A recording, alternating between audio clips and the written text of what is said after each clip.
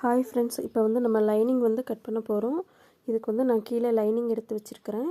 இப்போ ப்ளவுஸ் வந்து அளந்துக்கலாம். நம்ம ஆம்ஹோல் டு ஆம்ஹோல் வந்து நம்ம அளக்கிறப்போ நமக்கு வந்து 19 இன்ச் வந்து இருக்குது. இதோட வந்து நம்ம சைடு ஜாயின் பண்ணுறதுக்காக ஒரு 3 இன்ச் ஆட் பண்ணுறப்ப நமக்கு 22 இன்ச்சஸ் வரும். அதில் பாதி வந்து 11 இன்ச். நான் அதை வந்து நோட் பண்ணியிருக்கிறேன். இப்போ வந்து டாட் ஷோல்டர்லேருந்து டாட் வரைக்கும் நம்ம நல்லா இழுத்து பிடிச்சி அளக்கணும். இப்போ 13.25 இன்ச் வருது. நம்ம மேலே ஒரு அரை இன்ச் கீழே ஒரு அரை இன்ச் அளக்கிறப்போ நமக்கு கூட ஒரு இன்ச் சேர்த்து 14.25 வரும். இப்போ அதே 13.25 வந்து இன்ச்சை வந்து நம்ம நெக்கு எங்கே முடியுதோ ரவுண்டு அந்த இடத்துல வந்து நம்ம அளக்கிறப்போ நமக்கு 9.5 வருது. நம்ம அதையும் நோட் பண்ணிக்கலாம்.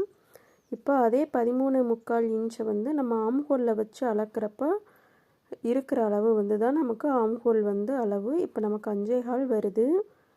இப்போ ஃப்ரெண்டோட நெக்கு ஹைட்டை வந்து மார்க் பண்ணிக்கலாம்.